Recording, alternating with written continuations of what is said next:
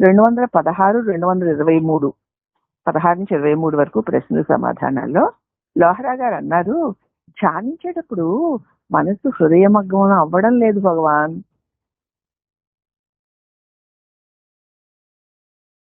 ధ్యానం చేయడం మొదలు పెడుతున్నాను, ఈ నేను అన్న ఈ అహం భావన అనేక తలంపులతో కూడిపోయి వాటితో కలిసిపోతుంది తప్ప ధ్యానంలో స్థిరంగా ఉండనివ్వడం లేదు అన్నారు. అందరి సమస్య అదే. ఇప్పుడు మహర్షి అన్నారు,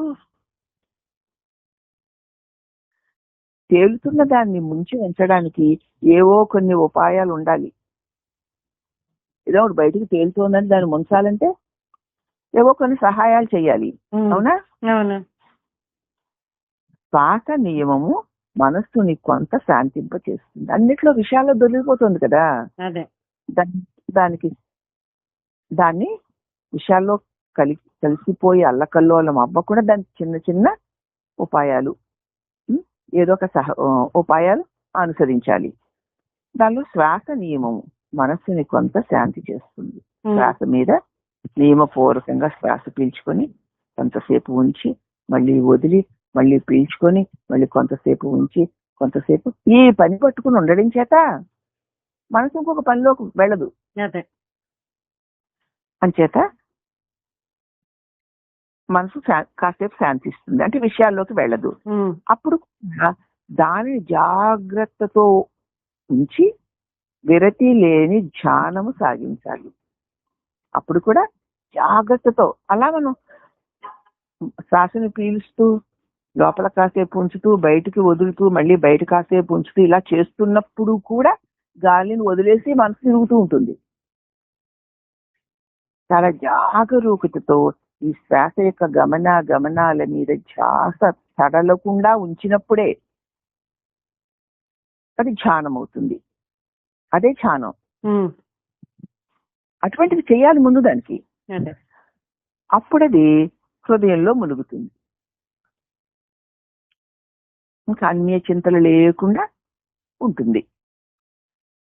తేలే దానిని బరువులతో నింపి మనం ఉంచొచ్చు కదా. ఒక బిందులో నీళ్లు లేకుండా నీళ్ళల్లో వదిలేము, అది బయటకు తేలిపోతూ వెళ్ళిపోతూ ఉంటుంది కదా. ఇందులో నీళ్ళో లేకపోతే ఏవో రాళ్ళలో వేస్తే మునుగుతుంది. విషయాలలో అల్లకల్లోలుగా తేలిపోయే దానికి ఏదో ఒక దానితో నింపితే అది ములుగుతుంది. ఈ శ్వాస ప్రక్రియ ద్వారానో కదా, లేకపోతే మంత్ర జపం ద్వారానో ఒకే దాని మీద చింతన, అనేక చింతనలో వెళ్లకుండా ఒకే దాని మీద చింతనతోనో దాన్ని ముంచి ఉంచవచ్చు. ఇప్పుడు అర్థమైంది కదూ. అప్పుడు అది హృదయంలో ములుగుతుంది. మిగిలే దానిని బరువులతో నింపి ఉంచవచ్చు కదా. అలాగే మనము సాధు సాంగత్యం చేస్తూ ఉంటే మనస్సు ఆ సత్పురుషుడు మీ మనో చాంచల్యాల యొక్క స్వరూప స్వభావాన్ని తెలియజేస్తూ దానిని తన మూలంలో తాను ఉంటున్నాడు గనక, ఉండి మాట్లాడుతున్నాడు గనక నీవు కూడా ఏకాగ్రంగా ఆయన చెప్పే బోధ మీద ధ్యాస పెట్టి వింటూ ఉంటే నీకు అన్ని చింతనలు పోయి నీ మనసు కూడా ములుగుతుంది. అవునా? ఇప్పుడు మన మనసు ములుగుతుంది కదా. నువ్వు కూర్చొని ఎంత సాధన చేస్తే ములుగుతుంది? అందుచేత సజ్జన సాంగత్యం వల్ల కూడా మనసు హృదయ మగ్నం కావడానికి సహాయపడుతుంది. మనసు ఇతర తలంపులు వదిలేసి హృదయంలో మలగాలంటే సజ్జన సాంగత్యము. నీ దృష్టి ఆ సత్పురుషుడు చెప్పేటువంటి నీ స్వరూప నిరూపణల మీద ధ్యాస ఉండడం చేత అన్ని చింతలు వదిలేసి ధ్యాస అంతా కూడా దాని మీదే పెడుతుంది. కాబట్టి నీ మనసు అన్ని విషయాల్లోకి వెళ్లకుండా ఆ సద్వస్తువులో మునుగుతుంది. అవునా? అవును. అట్టి సాధన, అట్టి సాధు సంగము దైహికము మానసికము కూడాను, శారీరకంగాను ఉండాలి, మానసికంగా కూడా ఉండాలి. ప్రత్యక్షుడగు గురువు మనస్సుని లోపలికి నెట్టుతాడు. ప్రత్యక్షంగా నీకు గురువు ఉంటే, ఆకారం ధరించి నీ ముందు గురువు ఉంటే, అతనితో నీకు సంబంధం పెట్టుకుంటే ఆయన ఏం చేస్తాడు? నిన్ను పూర్తి విషయ చింతల్లోకి వెళ్ళనివ్వకుండా పట్టి ఆపి సద్విషయాన్నే చెబుతూ చెబుతూ చెప్తూ నేను లోపలికి పంపేస్తాడు. అప్పుడు గురువు అన్వేషియే గాక హృదయ స్థితుడు కూడాను. హృదయముందు ఉన్నవాడు కూడా గురువే, అతడే.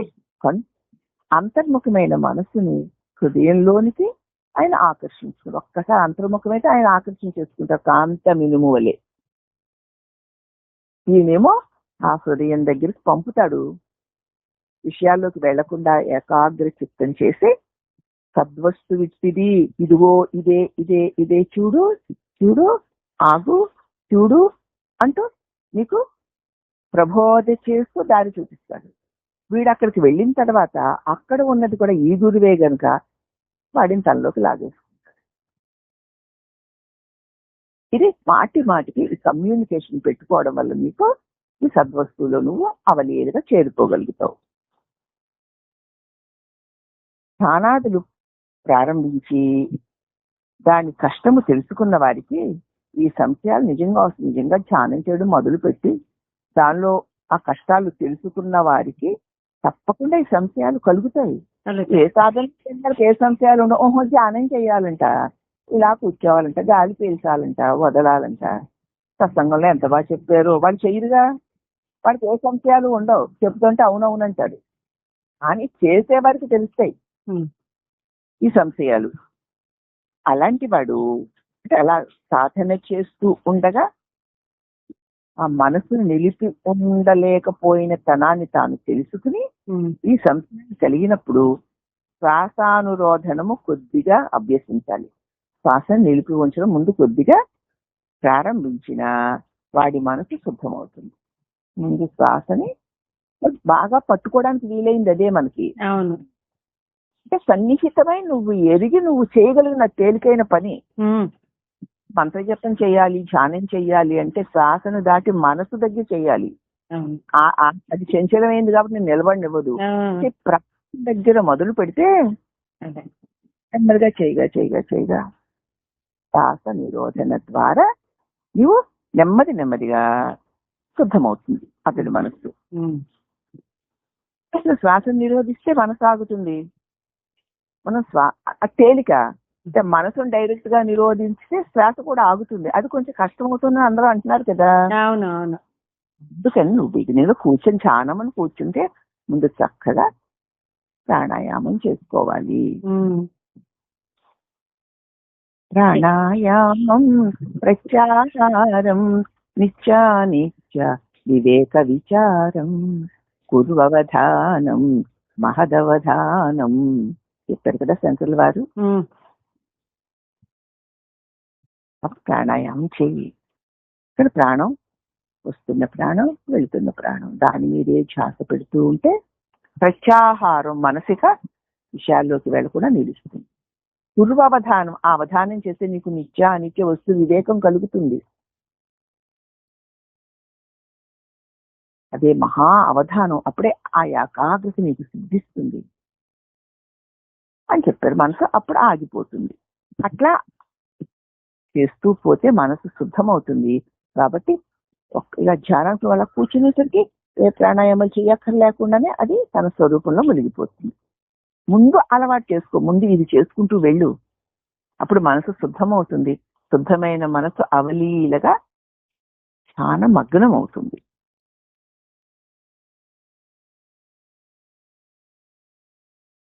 కాబట్టి అప్పుడు అతని మనసు హృదయంలోకి అది అట్టివాడు శ్వాసానురోధనం కొద్దిగా అభ్యసించి కొంచెం అభ్యసించినా చాలు అతని మనసు చక్కగా శుద్ధమవుతుంది.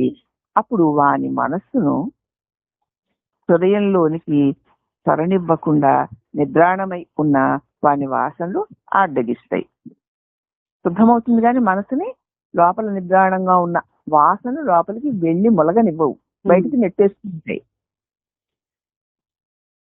వానిని అసక్తాలు చేస్తే మనసు నిశ్చలంగా శాంతంగా ఉంటుంది. అప్పుడు కూడా అసక్తాలు చేయడం, దాని మీద ఆసక్తి నువ్వు చూపించకుండా ఉంటే ఏవో లోపల నుంచి వచ్చేస్తున్నాయమ్మా, ఇలా వచ్చేస్తున్నాయి అలా వచ్చేస్తున్నాయి అయ్యో అయ్యో అనుకోకుండా దానికి ఏ ఆసక్తి చూపించకుండా ఉంటే పోతాయి. వాటికి అవే పోతాయి. ముందు లోపలికి ప్రవేశపెట్టు దాన్ని. అప్పుడు ఆ లోపల ఉన్నవన్నీ నిన్ను బయటికి నెట్టేయడానికి ప్రయత్నిస్తాయి. అప్పుడు నువ్వు వాటిని అసలు పట్టించుకోకుండా ఏకాగ్ర చిత్తంతో వాటిని చూస్తూ ఉండు. ఇప్పుడు అవన్నీ వాటికి అదే తొలగిపోతాయి. కాబట్టి శ్వాస అనురోధనం వల్ల మనస్సు అణగడం తాత్కాలికమే. శ్వాస ఆపినంతసేపు అణుగుతుంది, తాత్కాలికమే అది.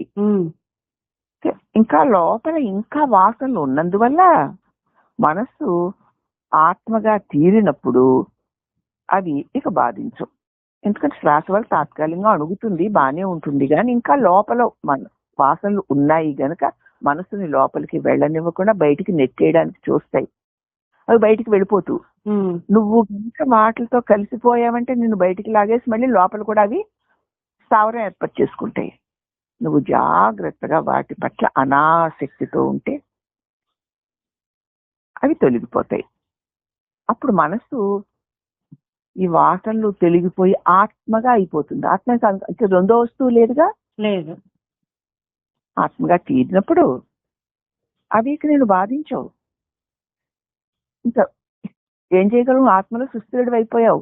అవి వస్తున్నాయి పోతున్నాయి అంతే.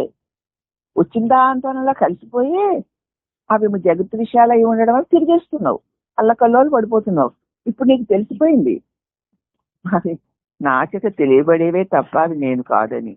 అది అవి ఎంత గొప్పవైనా ఎంత చెత్తవైనా సరే నువ్వు ఏకాగ్రంగా వాటిని చూస్తూ కూర్చుంటే అవన్నీ తొలగిపోయి అక్కడ మిగిలిన ఆత్మదే నీవై కొత్త రెండోది లేదుగా, లేదు.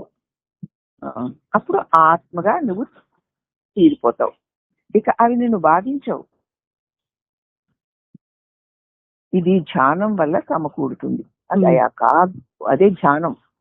దానివల్ల నీకు చేయగా చేయగా చేయగా చేయగా లోపలికి వస్తున్నా సరే ఎన్ని వస్తున్న ధ్యాస మాత్రం వస్తున్న వాట్ల మీద కలవకుండా ఉండడానికి నువ్వు నిలిచి ఉండడమే అంతే.